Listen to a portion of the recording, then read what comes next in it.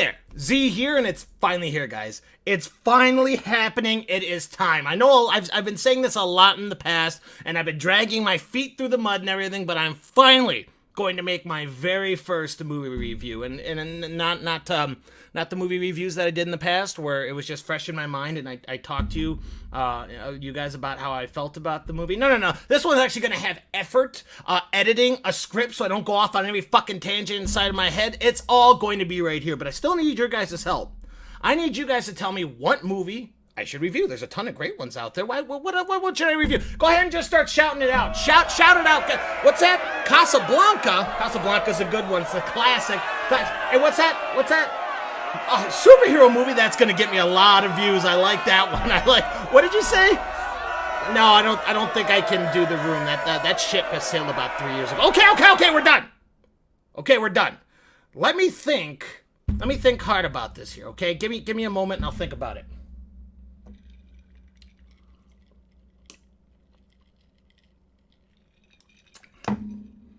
After careful deliberation, I'm going to do Bad Ben.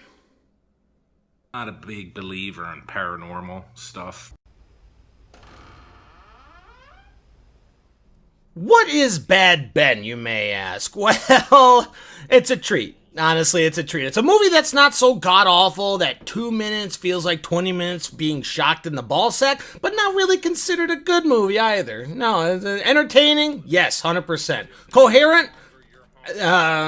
Kinda, at parts. Well shot, pass on that one. Well acted, pass on that one too, but that doesn't really matter. What can we actually say about it? Did I enjoy it?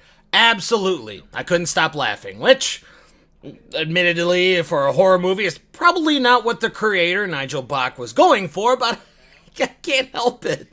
Bad Ben is to found footage films as The Room is to drama films. You can tell he tried his best to make this film as scary and unique as possible, and actually there are some cases where he did that fine. Like, there was actually some interesting parts of this movie that made it not feel as miserable, but the ratio to actual good content to the absolutely hilarious moments is like a 30-70. Not good. No, not good. But let's start at the very beginning. I'm on my way from settlement on the house on Steelmanville Road. This is Tom Riley. He recently bought a house from a share sale, which is a public auction for those of you who don't know. And they sell things like houses that people were killed in, pieces of land that people are probably buried in, and cars that still have dead bodies probably still inside the trunk. But he tries to buy a house there, and he flips it for a profit, or attempts to. Now, why is he recording himself doing this? I'm not quite sure, actually. There is no real good reason for it. At the very beginning, he mentioned something about, he's just going to do it for documentation's sake, but we all know the simple answer is because there has to be a movie. That's it. He doesn't go too much into detail, and we're not supposed to ask. Get used to it. I won't lie, it's refreshing to not see a young girl hyperventilating in these found footage films, for once. I'm a pretty big fan of this genre of horror, and every single time it's, we're a new couple buying a new house, and everything's good for the first 30 minutes while we set up backstory and shit, and then things go bad when it goes night out. Or it's a couple of young kids yelling at each other, breaking into like an abandoned insane asylum. One girl cries, and then they all get mutilated. It's really nice to see the exact fucking opposite for this movie. Exact opposite. Not only is Tom old, but when weird stuff happens, he treats it like there's a fly in his house. Even when he activates the cameras from the previous owners that installed them and realizes that it's actually ghost stuff instead of, thieves or teenage hoodlums like he thought before, he still seems like he couldn't give a shit.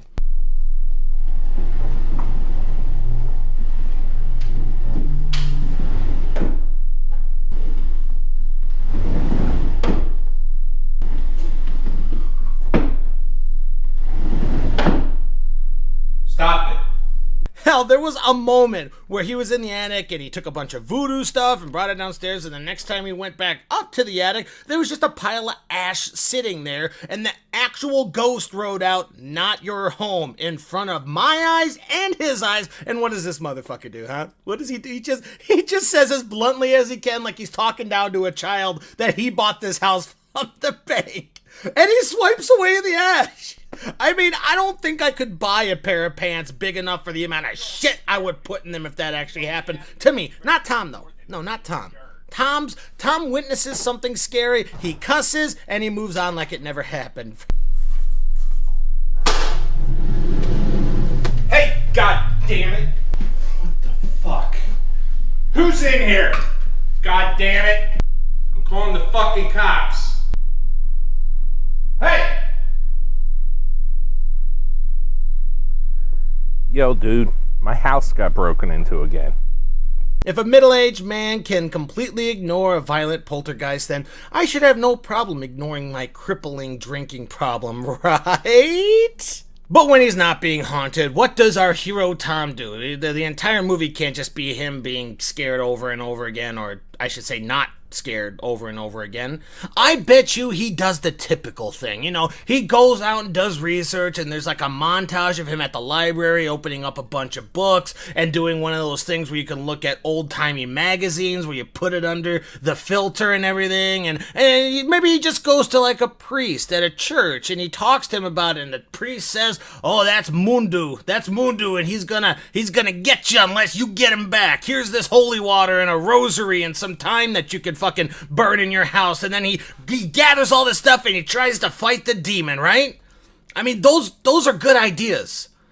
But that's not what happens. He just walks around the house, you know, doing housework. Because he's trying to flip this house, remember?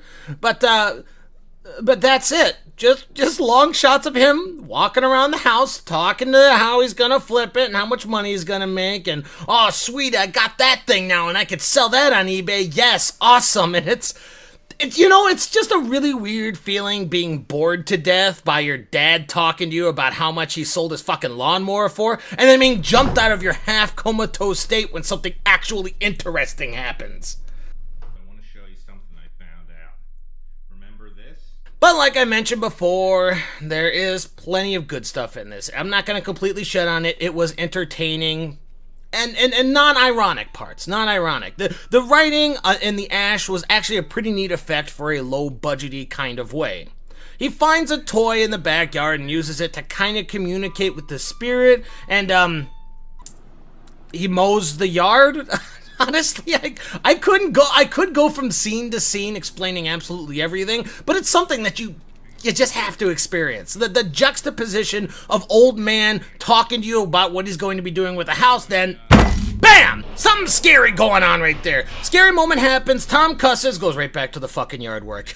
That is until the end, where everything goes fucking haywire.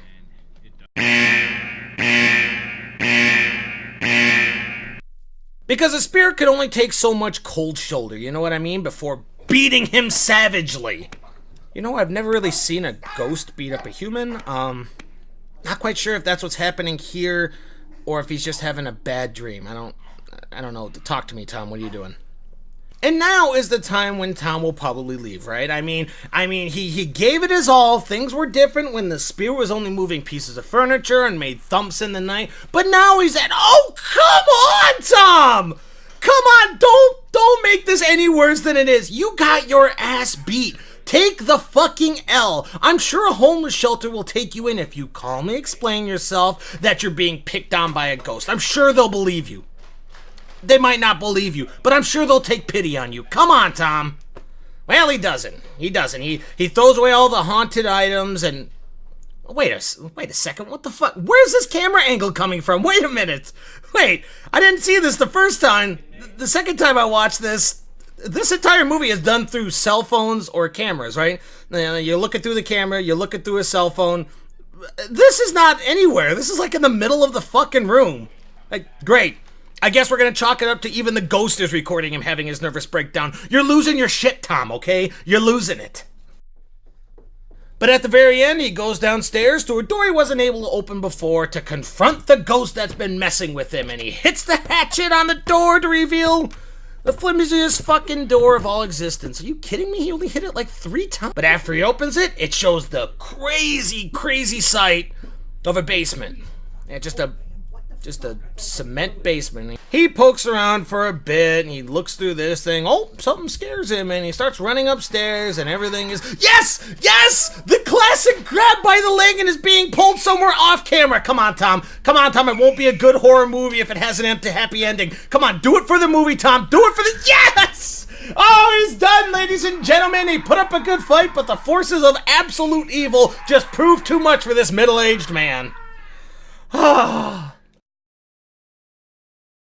Honestly, I made fun of this a lot because there's a lot to make fun of, but I really did have a good time with this movie that, let's be fair, this whole idea has been played out for decades. It started with the Blair Witch Project, and then it kind of died off a little bit, and then Paranormal Activity came in, and it brought Spotlight back on there, and since then, it's been garbage rendition after garbage rendition. But this one felt... This one felt like a YouTuber has done it. Like, it's one of those type of things where it's not an actual actor, okay? The bad acting definitely gives away, like, oh, okay. This guy just thought he could make a found footage film and get rich off of it. Okay, yeah, I understand. He doesn't know anything about it because it gives it more of an earthy, real feel to it. You know what I mean? Like you go to any other found footage film and you know they're actors. You could buy the crappiest piece of technology. Oh, I bought this old camcorder from the 90s. It's gonna make it look really, really garbage. It's gonna give it a real earthy feel. No, it won't, because your actors still know how to act. And don't get me wrong here, guys. I've watched a lot of these found footage films. About 80% of them are garbage acting, but you can definitely tell that they've acted once or twice before in their life. Sure, B-movie schlock, most likely. This guy is literally a dude that had an iPhone and about 8 cameras, and he put it around most likely his house, and you know what? He had a good time with it.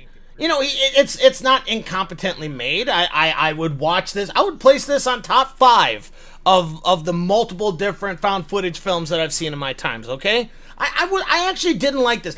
I didn't hate this simply for the fact that you could tell he put in his effort, which gives it that ironic comedy to it. But the main thing is he entertained me for an hour and a half. It doesn't matter if I thought it was legitimately frightening or just so bad that it was funny. It's entertainment. He did his job, and I thank you for that, Tom. You will be missed. Who can say where the road goes, where the day flows, only time. Well, guys, thank you very much for listening. Make sure you put down in the comments that if you liked it, if you didn't like it. If you guys never want to see me do this again, hey, I have no problem going back to video games and staying there. I know my place. But if you guys like this, I enjoyed doing it. I hope you had a good time, and cheers, guys. Ha! Swallowed ice.